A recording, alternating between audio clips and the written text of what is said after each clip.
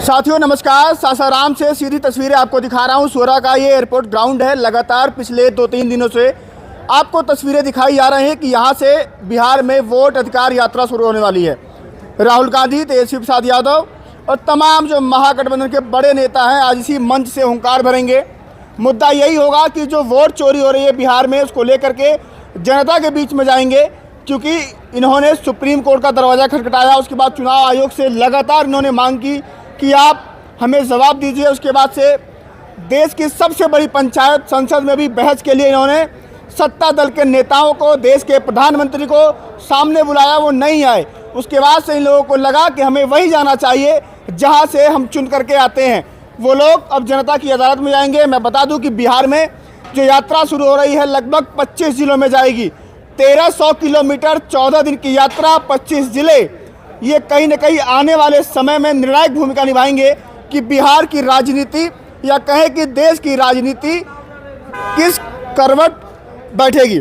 मेरे साथ बातचीत करने के लिए कांग्रेस के युवा नेता प्रवक्ता विशाल जी मौजूद हैं। इनसे बातचीत करके समझते हैं कि कांग्रेस या महागठबंधन को इस यात्रा करने की क्या जरूरत पड़ गई। स्वागत है आपका। धन्यवाद। ऐसा क्या हो गया कि आप लोग तमाम दरवाज़ों को खटखटाने के बाद अब सोचे कि अब यही विकल्प बचा है, यात्रा करेंगे? जनता की अदालत से बड़ा कोई दुनिया में अदालत नहीं है और हमको अपने जनता पर विश्वास है। हमको बिहार की महान 13 करोड़ 14 करोड़ जो आबादी बिहार का उस पर विश्वास है, क्योंकि हमने सुप्रीम कोर्ट का दरवाजा भी खटखटाया। हमने चुनाव आयोग भी आपके पास भी अपना दलील पेश किया। ना चुनाव आयोग सुनने को तैयार है, ना वर्तमान में कुंभकर्णी सरकार सुनने को तैयार है, ना सुप्रीम कोर्ट ऑफ इंडिया सुनने को तैयार है। तो सबसे जो अंतिम उपाय है और अंतिम हथियार, जो सबसे मजबूत हथियार है, वो जनता का हथियार। इसलिए हम लोग जनता के बीच आज उतर चुके हैं और सासाराम का ये सोरा एयरपोर्ट साक्षी बनेगा बिहार में जनहुंकार का कि बिहार में जनता आंदोलित हो चुकी है। अपने पहचान को बचाने के लिए, अपने वोट को बचाने के लिए जनता अब सड़कों पर उतरेगी और सरकार से जवाब मांगेगी कि आखिर हम जीवित थे, फिर हमारा पहचान पत्र क्यों काटा गया। आखिर चार लोगों के रहने वाले कमरे में 200 लोगों का नाम कैसे आया। आखिर बताइए जहाँ कैसे लाखों वोट की संख्या एक विधानसभा में बढ़ जाता है। ये सरकार से पूछेगी बिहार की जनता। और आज से ये घोषणा हो चुका है, हम लोग आज से सासाराम से निकलेंगे और पटना तक यात्रा चलेगी।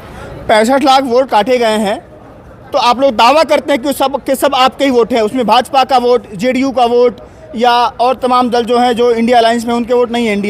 एनडीए के जो वोट हैं। 65 लाख वोट नहीं, 65 लाख बिहारी हैं। बिहारियों का वोट काटा गया। 65 लाख कोई व्यक्ति नहीं था, वो बिहार की आत्मा थी। अगर 65 लाख वोट काटा गया तो बताइएगा ना भैया कौन थे वोटर। आखिर वो कौन थे, कहाँ के रहने वाले, कौन है, उनका नाम क्या है। अब कहते घुसपैठिया थे, तो क्या 65 लाख लोग घुसपैठिया हैं बिहार में? अगर 65 लाख लोग बिहार में घुसपैठिया तो उनको घुसाया किसने? केंद्रीय सुरक्षा बल, गृह मंत्री अमित शाह के हाथ में आता है, तो अमित शाह नकारा और निकम्मा है कि 65 लाख लोग घुसपैठिया बिहार में घुस गया। 65 लाख लोग आखिर है कौन? अगर 65 लाख घुसपैठिया है तो हमें तो प्रधानमंत्री मोदी घुसपैठियों के वोट से चुना हुआ प्रधानमंत्री है। अगर 65 लाख घुसपैठिया है तो नीतीश कुमार और बीजेपी का जो 30 सांसद जीत कर आए, वो 30 सांसद घुसपैठिया के वोट से जीता हुआ सांसद है। इस तरह दलील देने से काम नहीं चलेगा। अब चुनाव आयोग कहता है कि मैंने 7-8 लाख लोग का नाम इसलिए काट दिया कि उनका 2-2 जगह वोटर आई डी कार्ड था। भैया जब 2-2 जगह वोटर आई डी कार्ड होने के साथ 7 लाख लोगों का नाम काट सकते हैं, तो फिर विजय सिन्हा का क्यों छोड़ दिए? फिर मुजफ्फरपुर की मेयर का क्यों छोड़ दिए? दिनेश सिंह जी जो नीतीश जी की पार्टी से एमएलसी हैं, उनकी पत्नी बीना देवी चिराग पासवान जी की पार्टी से सांसद है, उन लोग का नाम क्यों छोड़ दिए? जो राघोपुर तेजस्वी जी की विधानसभा है, जो बिहार के नेता प्रतिपक्ष है, उनके विधानसभा के जीवित लोगों का नाम काट दिया गया। अभी अररिया में पासवान समाज के लोगों का नाम काट दिया गया और नकली बिहार का पासवान नेता दिल्ली में बैठकर टीका लगा बैठा रहता है। बिहार में पासवान समाज के, यादव समाज के, मुसहर समाज के, रविदास समाज के लोगों का नाम काटा जा रहा है। सुयोजित तरीके से दलित पिछड़ों का वोट काटने की ये साजिश है। तो वो सारे वोटर आपके ही हैं? हम तो कह रहे सारे वो बिहारी हैं, पहले बिहारी उसके बाद वोटर हैं। बताओगे ना भैया कि कौन है वो? 65 लाख। भाजपा को बिहार से प्रेम नहीं है? बिल्कुल प्रेम नहीं है, बिल्कुल प्रेम नहीं है। बताइए बिहार को भाजपा ने क्या दिया? 30 सांसद बिहार ने उसको दिया। इसके पहले वाले चुनाव में 39 सांसद बिहार ने भाजपा को दिया था। हमारे यहाँ ट्रेन चलता है, गुजरात में बुलेट ट्रेन चलता है, तो गुजरातियों को बिहार स्वीकार नहीं करेगा। अभी कॉन्स्टिट्यूशन क्लब का चुनाव ने बताया कि एक बिहारी 100 पे भारी। बिहारी गुजरात के पर भारी नहीं पड़ सकते। गुजराती को बिहारी ने पटका है और बिहार विधानसभा चुनाव में भी बिहारी गुजराती को पटकेगा। ये राजनीतिक यात्रा भी हो सकती है क्या?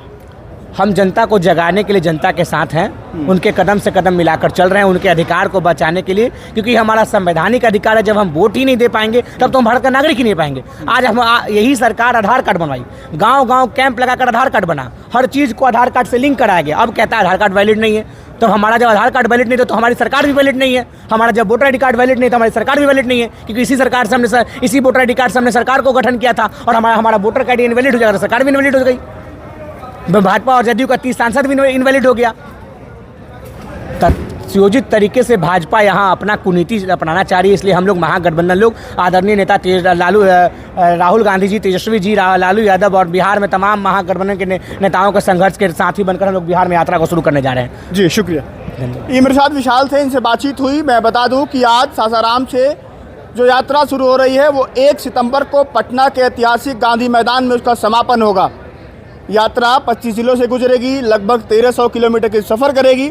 उस दौरान जनता से सीधा संवाद करने की कोशिश करेंगे तमाम जो महागठबंधन दल के नेता हैं। अब देखना ये होगा कि उधर से क्या रिस्पॉन्स आता है, जनता कितना समझती है कि ये लोग हमारे ही वोट अधिकार के लिए यात्रा निकाल रहे हैं। अब सोचिए कितनी हास्यास्पद बात है कि भारत में आज़ादी के बाद वोट के लिए आपको यात्राएं निकालनी पड़ रही है। मतदान प्रतिशत ज़्यादा हो उसके लिए निर्वाचन आयोग तरह तरह के उपाय करता है। तरह के जो सेलिब्रिटी हैं वो आकर के प्रचार प्रसार करते हैं, तरह तरह के लुभावने जो चीज़ें हैं वो सामने लाई जाती हैं, सेल्फी खिंचवाया जाता है कि वोटिंग परसेंटेज ज़्यादा हो। लेकिन अब वोट ही नहीं रहेगा तो चुनाव कैसे होगा। बाकी हर एक अपडेट देंगे आपको इस यात्रा से जुड़ी हुई। जुड़ जाएगा हमारे साथ। फिलहाल के लिए नमस्कार।